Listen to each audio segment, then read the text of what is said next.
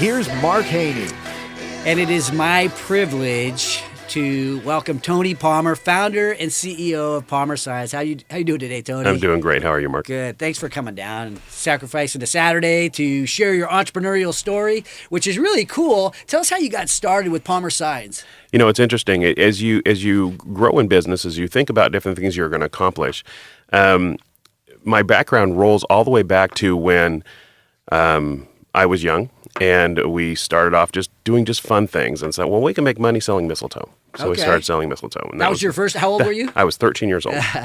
So that was really kind of a fun thing. And from there, I ended up doing different things with autos, and I loved cars. My dad got me involved with cars and doing things with him there. And I thought, well, I'm good at this. And so at 16, I started a business called TNT Auto, and a buddy of mine named Tom. So we're very original with our names, Tony and Tom. Yeah. And we did that, and that became kind of successful and fun. From there, it was just working from different people. And I learned from working with different people what I liked about a boss and what I didn't like about a boss. And so I found what kind of characteristics I wanted to mimic. Now, my mother is an artist, a fine artist. My dad's an engineer, and I'm somewhere between the middle of those two things. So a lot of good artists can't run a business. You know, they don't have the mindset for it. And you get these great engineers. Well, they have the ability to analyze things, but they won't take risks. So having those two mindsets together really helped me. My grandfather was a sign painter. So I've known about it for my whole life of different things that I could do. And I worked for a sign shop when I was younger.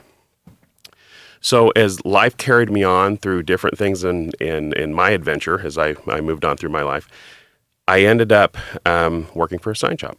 And that was really fun. And then working from the sign shop, I started working for a company called Golfland Entertainment Centers. Well, you guys know that as Sunsplash. And the water park. That's fun. It's a lot of fun. It's a great industry. And so doing that, they are a family-owned business that will, they invest in their managers. So they want their managers to be able to do everything. And they give you the tools to do that. So I got a great learning opportunity to do that. Well, I started a sign company off onto the side just for fun, just to help things. Out of your garage? Out of the garage. You got a sign company out of your garage, moonlighting with Sunsplash. That's exactly right. Gotcha. And so I did that for about 3 years. I'd go to Golfland and do what I needed to do there, and then at night I would just make signs. And I did that for about 3 years, and I realized that I was doing more at night than I was during the day, and it was time to make that transition or make that jump off onto my own. Yeah. I'd built great relationships. The city of Roseville and Sacramento are great people, and so I knew the construction industry. I knew how those people were. I know how to think, and so when they would come to me and ask me for something, I understood them. I spoke their language. Well, what was it like starting out? Was it scary, or was because you had so much going on, it was an easy transition?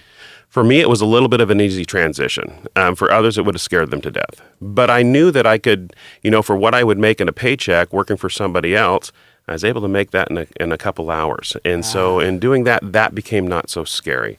What became scary is when you move a little bit bigger and you bring on employees. Because then somebody else is relying on you, right? Yeah, and you were back in those same shoes trying to provide the right atmosphere for those people. That's exactly right. And it was funny because when I was working for Golfland Entertainment Centers, the owners would come up and say something to me, and I would go, well, come on, relax. It's a $9 an hour employer, whatever it is. And they're just who they are.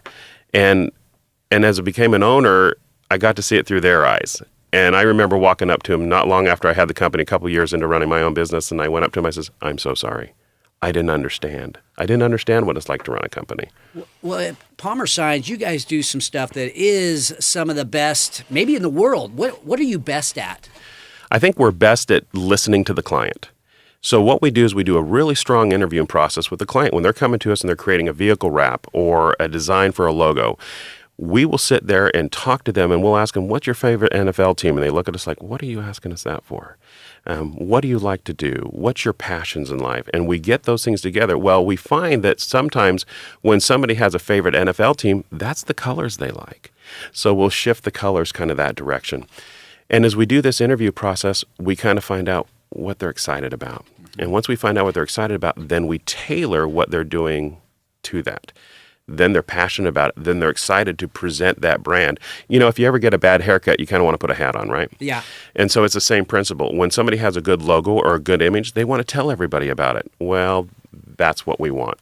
Well, I know we've used you guys on our trucks for our construction company. We've done so many things. The Allegiant Giving Center, where we're located, you've done the artwork and help the vibe of that place. How would you describe the vibe that you've created inside the lobby of the Allegiant Giving Center? You know, we combined, as we talked about that when we were working on that project, we wanted to allow people to feel, we wanted them to have that feeling when they walked in that it was a little bit artsy and that it was homey. Mm-hmm. And that you see that there's another level that you can work up towards.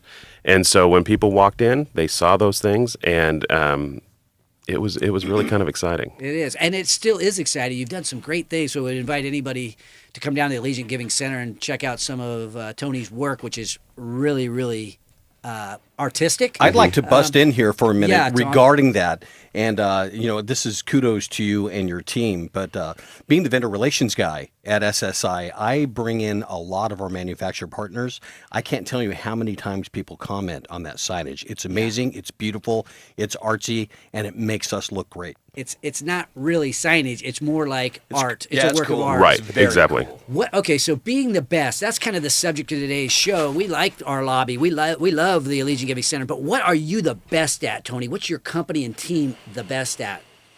We love creating feel. And so when somebody comes and says, we need our yogurt shop designed, and we want to give a feel and a story, we create that story and we create the feel. And that's what we're best at. You talked about doing high-end wraps and things like that. Share with us, a lot of people don't know what's possible in terms of wrapping a vehicle. You know, I think a lot of people are still thinking about the McDonald's logo that's on the side of the car, that's a vehicle wrap. The industry has moved into what's called a color change. And color changes is where you can take your vehicle and just change the whole color of it with these exotic colors. So you have matte metallics, and you have satins, you have neon oranges, you have all these different colors, and even up to the point where you get the high-end chromes that you can do. And it's a great way to change your vehicle's color for a short amount of time. You can do it 3 or 4 years that it will last on your vehicle, and then remove it, and the car's perfect underneath. It's like putting a car cover on it, so it's really fun. What's the coolest project you've ever done?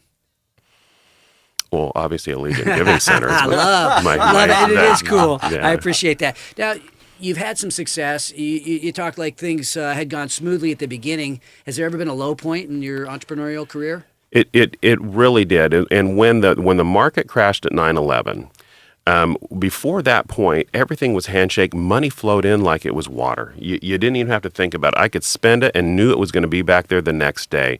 Somebody walk in and says, hey, I need to order $1,000 worth of signs, and you'd shake their hand and you wouldn't even worry about collecting a deposit. When 9/11 hit, that money went away. People dried up. And I literally went down to the last $5 I had in my bank account. I didn't want to lay off any employees. I put everything on credit cards. I did whatever I could to keep it going. And I had to rebrand and redo my whole company. I had to open the Brett of where we were working because I nuclearized out what I had within Roseville. Besides you had to overcome that, but besides you, who would you say is most responsible for you digging your way out of that deficit? You know, with some of the great clients that I had, I would spend time with them, and I'd talk to them and say, what are you doing different? How are you doing it? You could realize that I get all these business owners like yourself coming in, and they think, that they were talking to me. I'm actually interviewing them. Yeah. I'm finding out what makes you secret, what makes you great, and then I would absorb that and try to do it myself. Tony Palmer, listening to his customers, using them, not using them, having them help to take him out of the low point after the crash. When we come back, we're going to have some closing thoughts, but I want to take a minute to thank Tony and thank Dave Sanders of WorldBridge for coming on the show, and take a minute to mention one of our sponsors, Limitless Limo. They make a huge difference. At Limitless, they say yes, and they take special requests. They create once-in-a-lifetime opportunities. And so wherever your heart desires, they will take you. If it's a Valentine's Day opportunity, take advantage of that. And, one of the things about Limitless is they have a Mercedes coach, which you can stand up in this coach. It's, you know how tall Snoop Dogg is, Tom? Do you know how tall he is? No idea. He is 6'4", right? In a normal limo, you kind of have to scrunch and slide over. Well, in the Limitless limo, even Snoop Dogg can stand up, have a good time, create a once-in-a-lifetime opportunity for himself and for his guests. So next week, we're going to have Chris Johnson, the founder of Rapid Brands and the Chris Johnson Group of Companies, and Brandon Lowe, who built a national music lesson business by teaching music online. So coming up after the break, we will share some closing thoughts about being the best and how to be the best and what that might mean for you. You're listening to Entrepreneurs Unlimited on KHTK Sports 1140, streaming live, podcast, and YouTube at HaneyBiz.com. Once again, here's Mark.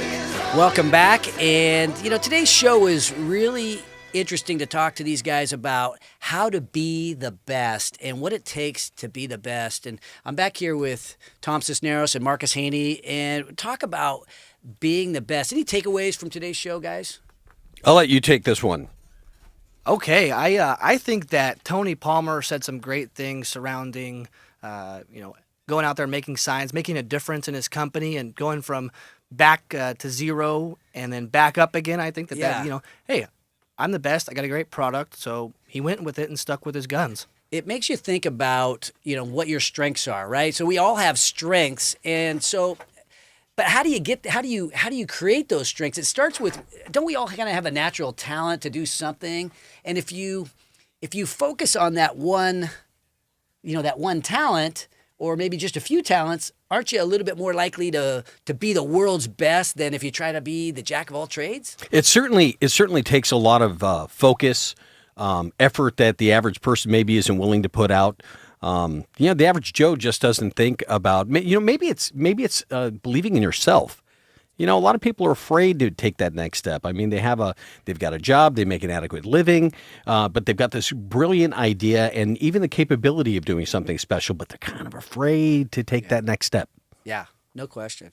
Well, in business, we've had some security camera companies that did some important things and became world class in certain areas. We did that early on in the video store area with Beta.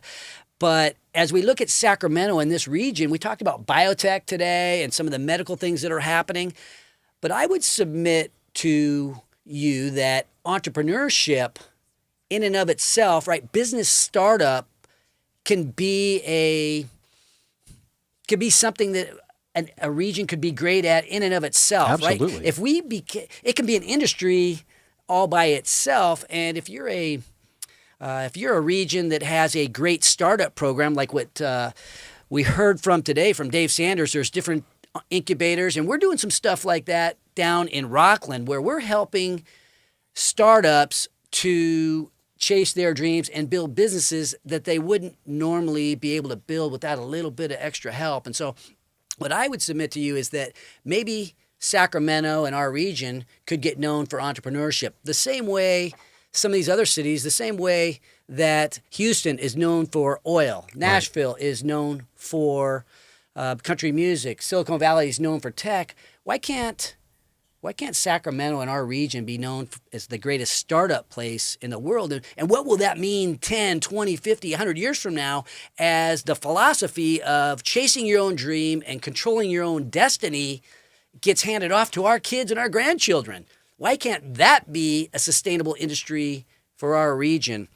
Isn't that part of your dream, though? That Isn't is. that part of Entrepreneurs Unlimited? It really is. And I think you got to decide what your natural talent is, what you're kind of good at. And then I think if you focus on that, and for us, it's entrepreneurship. We like starting businesses and we like building dreams.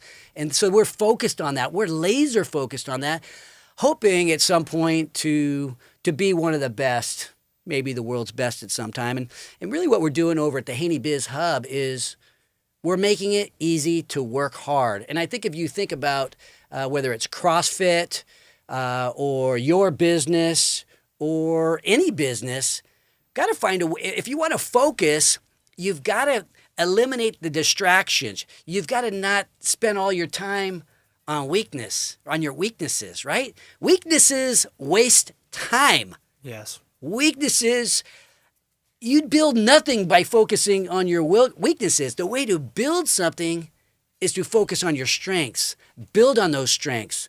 You can get other people to help you with the things that you're not good at. Make it easy to work hard. If you're not good at accounting or marketing or building things, that's fine. Maybe you're great at selling something. Focus on selling that, and then that's how you can build your dream. And don't worry so much about those things that you're not as good at. They'll take care of themselves. You're going to have to build some systems around you, get the right team around you to help with that. But focus on what you're best at, and that's how you grow a dream. That's how you build a business. And so I think if you focus on the core, your core strength, you're going to get more profit, more growth, more opportunity, and all of that greatness. It does lead to some brand recognition, and you kind of get known for something. So I guess that's what, as I kind of close out today, none of us can be great at everything, but it's just not in the cards. It's just not in the cards for us to be great at everything. So you got to focus on what you're good at. And so I want to help you to understand your strengths. I want to help you to understand your talents.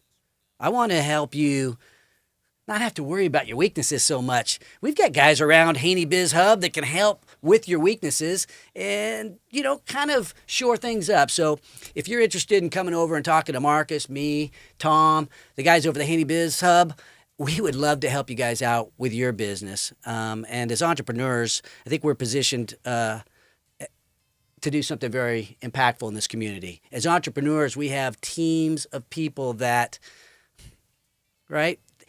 It's entrepreneurs that really have the opportunity to make huge impacts on society, huge impacts on our family, huge impacts for our friends, for our employees. And as we do that, it's good for everybody. It's certainly good for what I consider the greatest country on this planet. Amen to that. We got some serious Coach Haney going on here. Yeah, I love it. I'm loving it. Hey, together we can make an impact on this great nation. Never above you, never below you. Always by your side. So proud.